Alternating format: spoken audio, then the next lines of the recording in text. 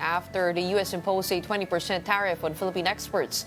Special Assistant to the President for Investment and Economic Affairs, Frederick Go, said the government is concerned.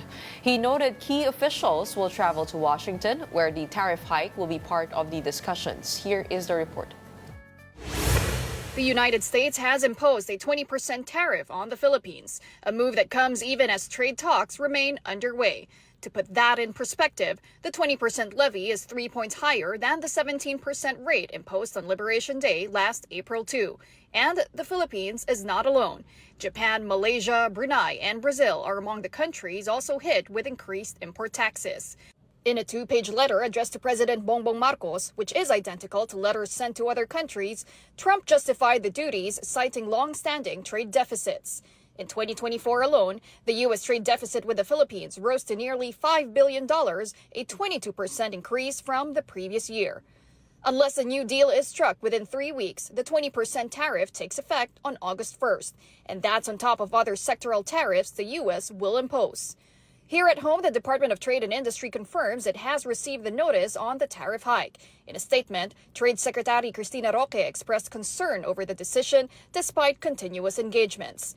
Roque emphasized the 20% rate is the second lowest among other countries, but warned that unilateral trade actions could destabilize global supply chains. A Philippine delegation is scheduled to hold discussions in the U.S. next week, just days before the new rate takes effect. Since May, government officials have been negotiating with U.S. Trade Representative Jamieson Greer. Leading the pack are Special Assistant to the President for Investment and Economic Affairs Frederick Go and Trade Secretary Cristina Roque, who initially sought to negotiate the rate down to zero. We are concerned that the U.S. has decided to impose a 20% tariff on Philippine exports. The fact remains, however, that the 20% rate is the second lowest among all reciprocal tariffs that the U.S. has imposed on the region, the lowest being the 10% of Singapore. Myself, together with DTI Secretary Chris Roque and Undersecretary Perry Rodolfo and Undersecretary Alan Hepty, will be flying to the United States next week. This is actually a scheduled trip to the United States even before today's announcement. No? So there will be meetings next week amongst the trade representatives ng Amerika po at ng Pilipinas.